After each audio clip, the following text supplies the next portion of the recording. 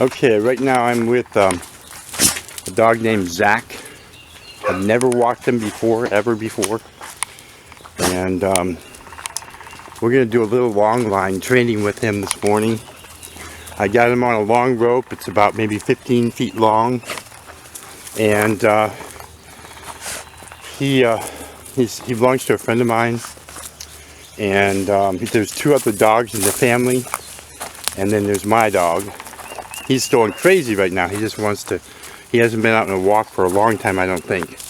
They mostly do the backyard thing. They got a big backyard and lots of squirrels, and that's how the dogs get their exercises. They chase squirrels. So it's kind of hard to film this thing when I'm the film man and the narrator and the dog trainer and everything. So I have to do it this way.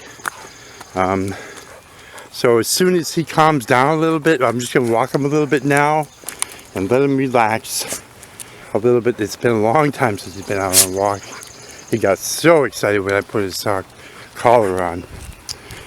Collars, by the way, should have tags on them and a contact name and number for yourself with your address. You just never know when your dog's going to get away from you. And the collar should always be on the dog. I'll tell you, the dogs get lost and misplaced all the time. And then people think that the collar is uncomfortable or something. Or they just don't like them on there, or I don't know. But you definitely want to keep a collar on your dog at all times. With that information, the tags, the rabies tags, and the as well as the contact information. You can get tags engraved. Come on, buddy. You can get tags engraved with your name and phone number and address. You definitely should have that in place and on the dog at all times. You never know when they'll get out and it'll be a problem. Now he's calming down a little bit now, so I'm just going to start giving him a little bit rope. I'm still holding the rope. Here's the rope in my hand. I'm still holding it. I'm using a big rope because it's a big dog. Not because I think you could break the rope, but because it's easier to hold on to. And it's colorful, so I can see it should we end up in the woods or something like that. And as I walk, I'm trying to get him just to kind of get his legs here, enjoy the walk a little bit. I don't want to go into the woods right now because he's on a rope. Obviously, I don't want him to get tangled up. If you're going to do a walk in the woods, then you should use a harness. And once he starts to calm down, I will drop this rope and let him walk on his own. And if he starts to take off, I will step on it and get a hold of it again. Come on, buddy. There we go.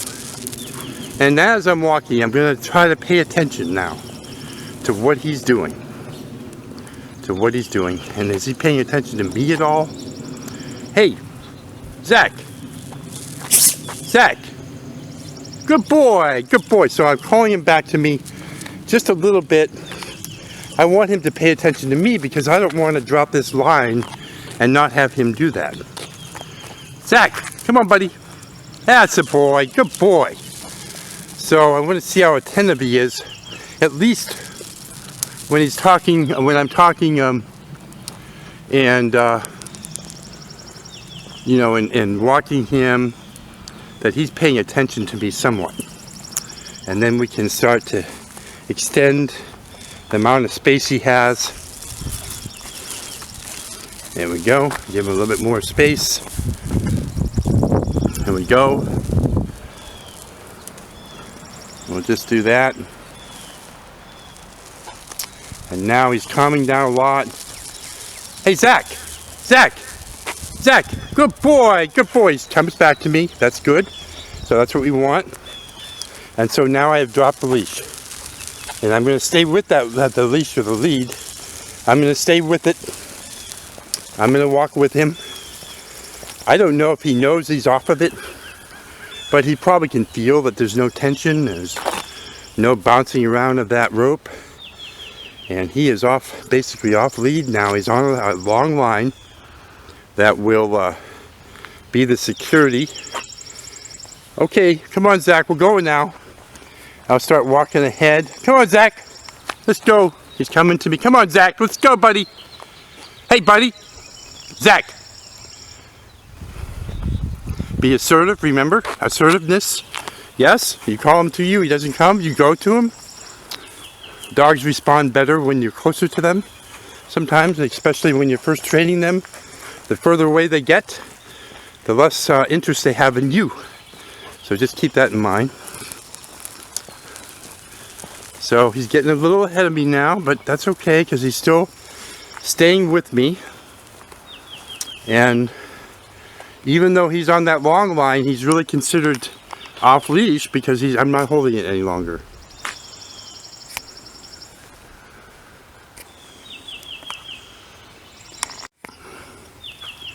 Okay, so we're still going here. Come on, buddy, let's go. Let's go now. Let's go. And you could just practice this, and until you feel really safe. Now, we are walking in a neighborhood, but this neighborhood is extremely quiet, especially in the middle of the day when everyone's at work. So I'm not worried about a car zipping around here.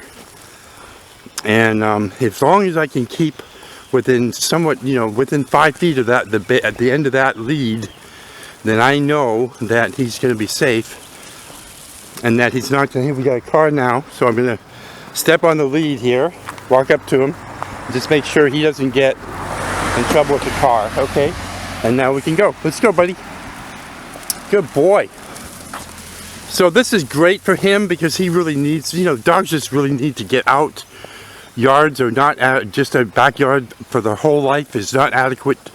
They love to smell and sniff and check out things, and it's very important for dogs to have that ability.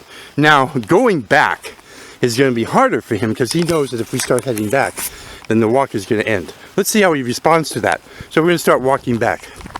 Come on, Zach, let's roll, man. Hey, buddy, let's go, buddy. He responds pretty good. He responds pretty good. Come on, Zach, now. Hey, let's go. Be assertive now. Be assertive, so if he doesn't come on, let's go, man. Let's go. Be assertive. And be the leader. And then pretty soon, you practice this frequently enough, you're going to have a dog that just can walk off lead. And and that would be healthy for the dog and healthy for you too. Because you'll tend to, people that have good control of their dogs tend to bring them with them more often. They tend to be more active. Most people that got a dog originally, the reason why they did is because they wanted to have a companion that they could enjoy and that they might be able to do more activities. And then when they found that the dog was out of control, come on, Zach, come on, buddy, let's go. Let's go. Assertiveness, going back to him. Come on, buddy, let's go. Good boy. Good boy. See how he responds? So, so they like to have a companion they can do more with, but then they find out the dog is out of control and not behaving, and then hopefully they find someone like me who does pack leader and assertiveness training, and they end up with a much happier dog and a happier relationship with their dog. Good boy, Zach. So there you go. This is long leash training. Very simple. It's not hard to do. And if you ever need my help, let me know. And as always, feel free to call me, email me. I'll walk you through any of the training I do. Thanks so much.